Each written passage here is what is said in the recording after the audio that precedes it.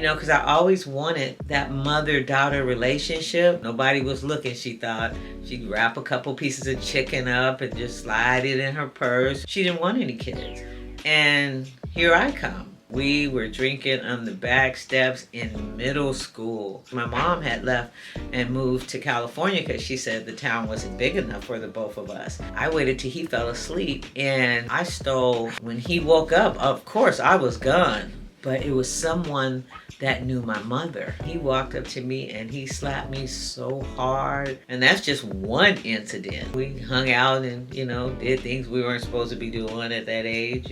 I was in a whole different state of mind.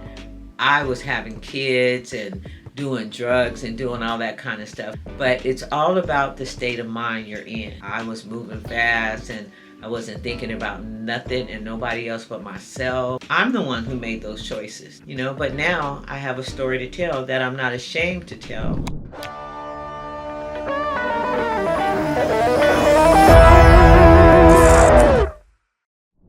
They Just Don't Understand with Nina Mitchell, but that's what you're listening to, the podcast, They Just Don't Understand by Nina Mitchell. And this is episode number 4 of My Darkest Past. Okay, we're getting ready to start now. And Amora just keeps begging for something and she's not going to get it. But I want to talk about being the curse breaker of the next generation. Well, of my grandkids. Brooklyn. I'll talk about Brooklyn.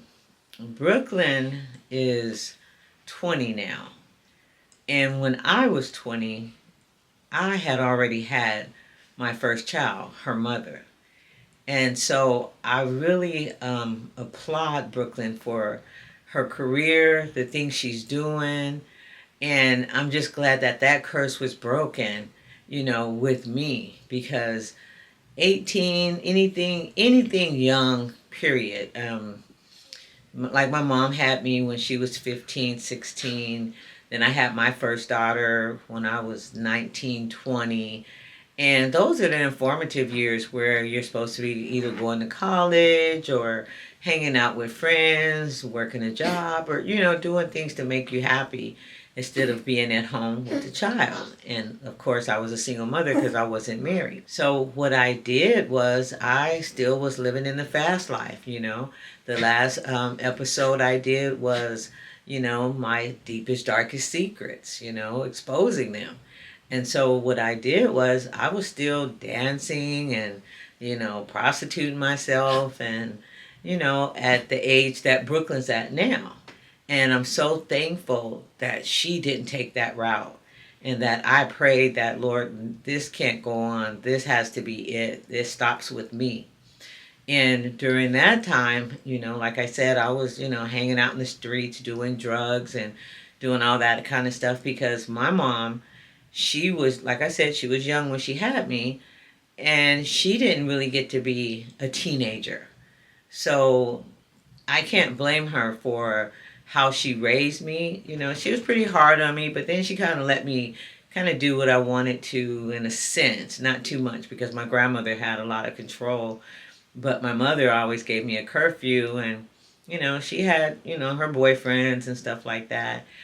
And it was just, kind of me in a sense, kind of raising myself in a way, because I always wanted that mother-daughter relationship that, I used to see other families have, their mom and them going to the mall together or they're going to, the mall hanging out or Sunday dinners. Now, what I can say, when my grandparents were alive, after church on Sundays, we would go to this place, this buffet called the King's Table.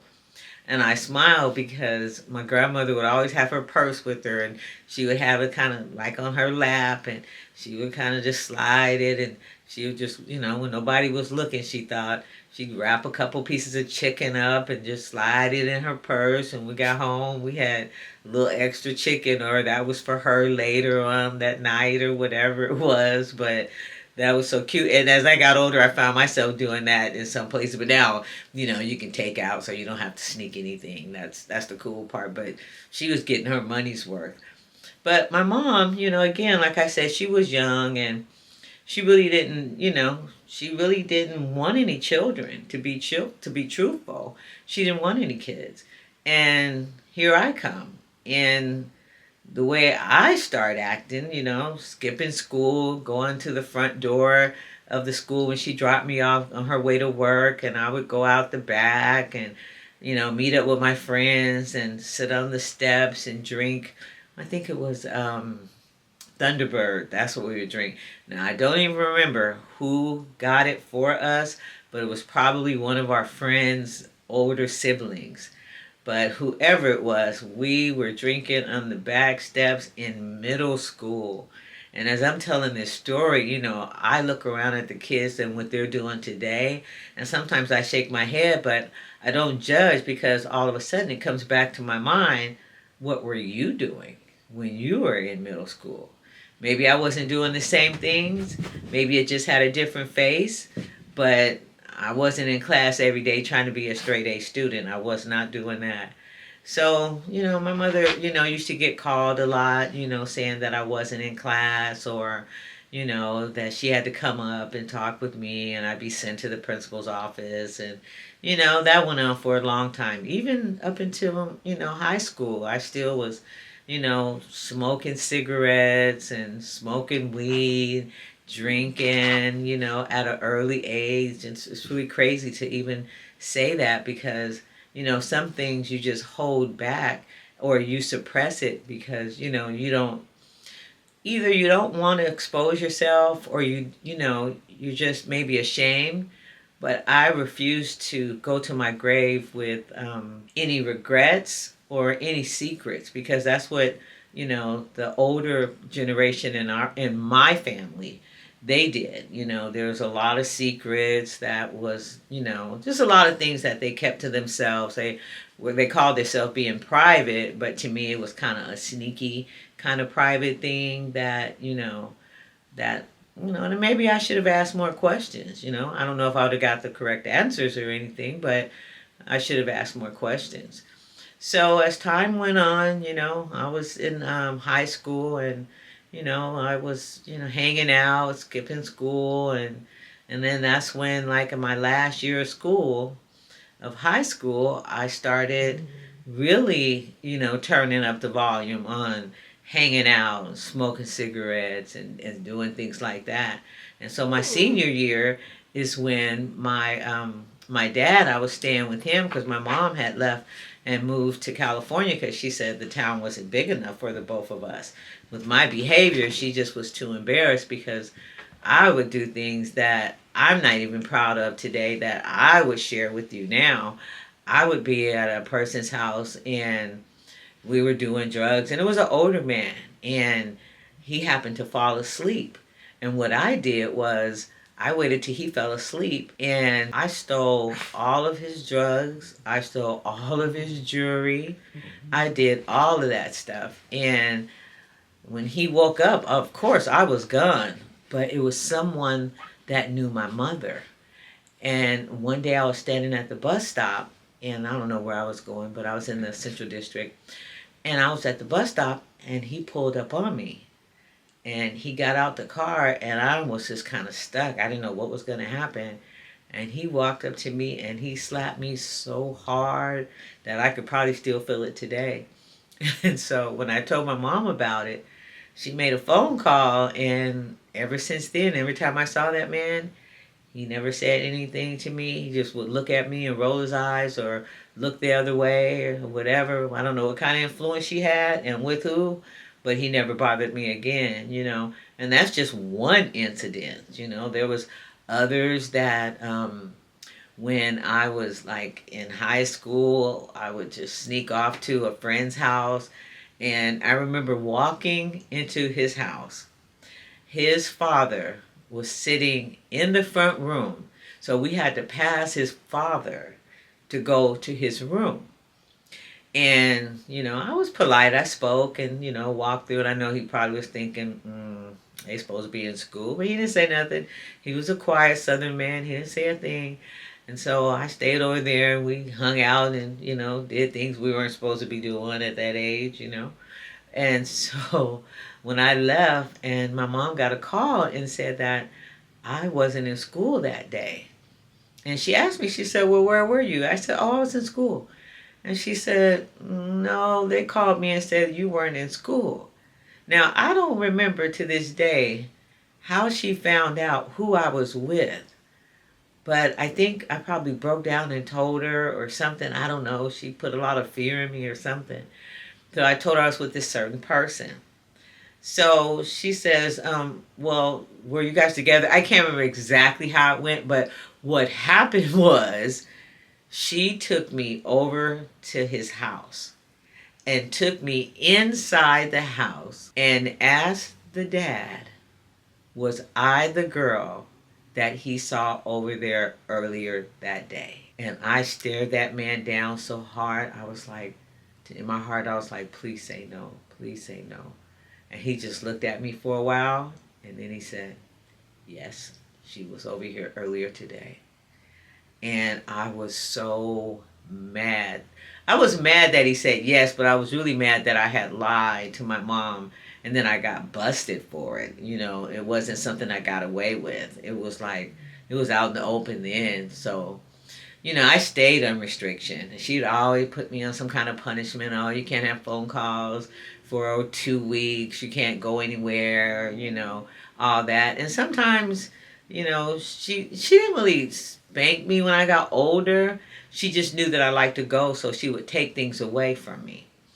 But I just couldn't handle just, you know, not being on the phone or not having my friends over, not going anywhere. So she knew that was a great punishment for me. She knew it. So she always used that tactic.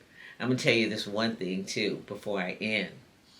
One day I was so mad she had me on restriction, and I was laying on the bed and I had the door open so as she passed by she could see me. And you know, this is even crazy to say, but it's the truth. You know, I want the generations after me to know sometimes maybe when they have certain thoughts or when they have certain attitudes, behaviors, that it just didn't come out of nowhere, because you know the enemy is busy in our DNA. And I just want them to know I don't want to have any secrets like, oh, I'm this perfect person, you know. And I'm not glorifying or trying to glamorize my past.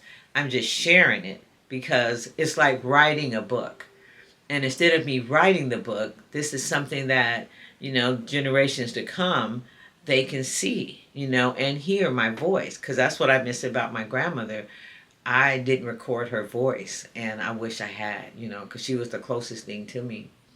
So, like I said, my mom was walking past the room, and she had told me I couldn't go anywhere. Sometimes she would put me on restriction for a month, and that was, oh my gosh, that was way too long.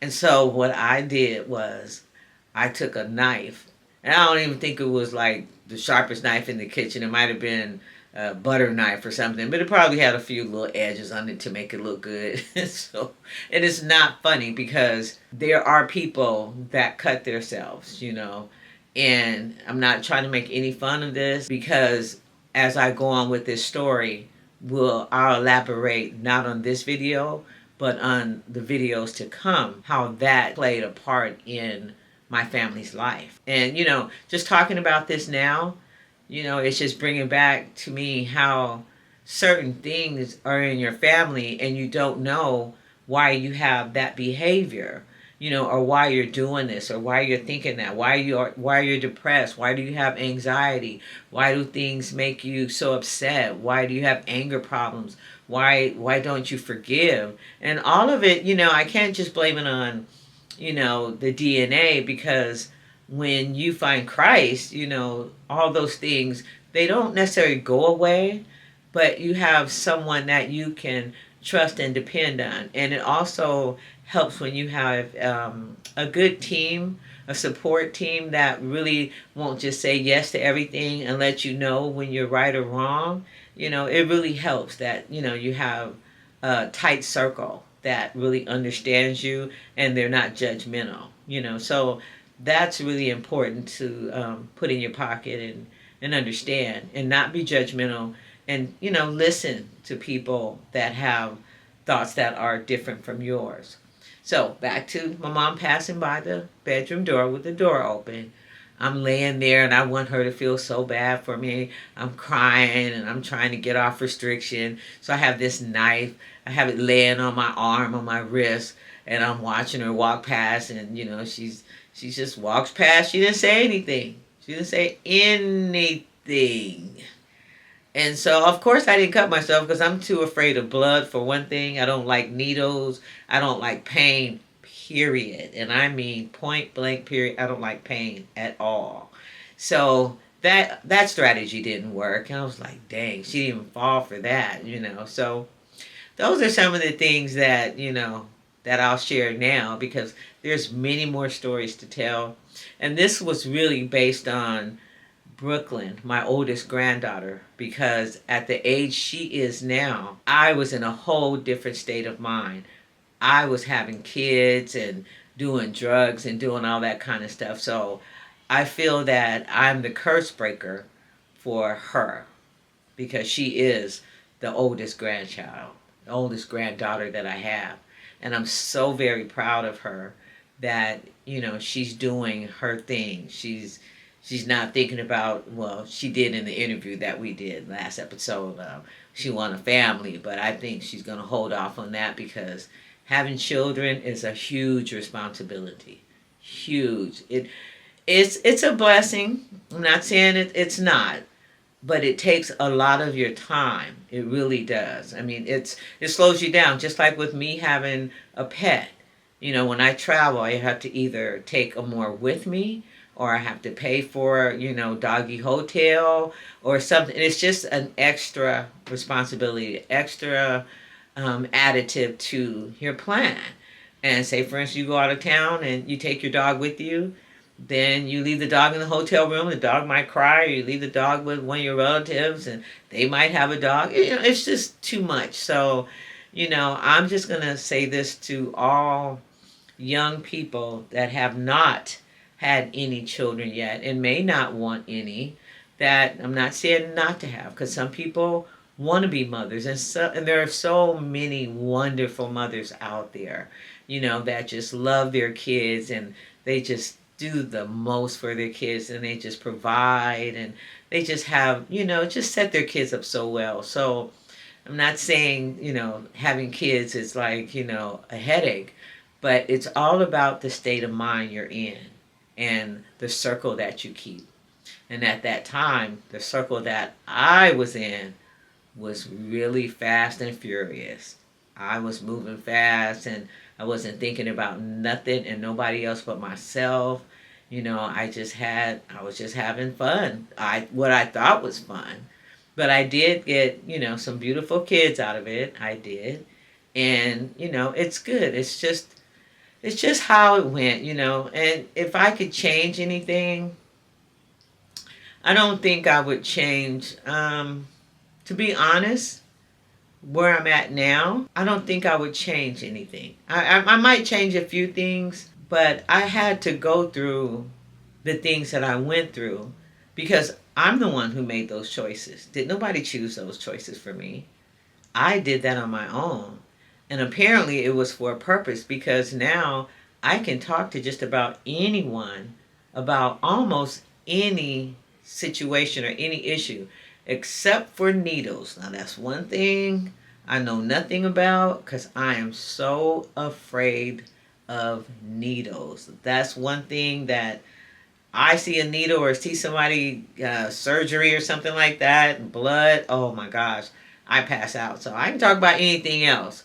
But when it comes to needles and all that stuff, no, I'm not the one to talk to. So, but all I'm saying is that the experiences that I went through, and to get me to where I am today, I believe they were needed and necessary. Because if I had not gone through those things, who knows what I would have turned out to be. Could have been good, could have been worse. But now I have a story to tell that I'm not ashamed to tell and to talk about, because I hope that it touches someone, and someone that may be going through what I went through. Just know that just reach out to someone. Just trust someone. You have to trust at least one person to talk to, because if you hold that in, it can, be very detrimental to your health. It really can. And I just pray all the time for, the younger kids that are coming up now in the kind of world that they're living in. That is, it's just so, it's really horrific. I mean, I know this kind of stuff was going on when we were young, but maybe we didn't notice it as much. It was more hidden. But now it's just all out in the open, and these kids are getting younger and younger. And so I just want to just let Brooklyn Frost know that I love her, and I'm so glad that she is pursuing a career in whatever she does. So she's a multiple of things. She's a songwriter. She's a streamer now. She's sometimes on YouTube, So whatever, and she wants to be in movies. Whatever she wants to do, it's out there for her to do. And sometimes, the things that we choose, it may not be the best thing. There are other opportunities that can come along with, just dibbling and dabbling in things. I'm just so glad that it's not drugs and prostitution. That's what I'm the most thankful for. So, to end this, until next time, hope you enjoyed it. Talk to you soon.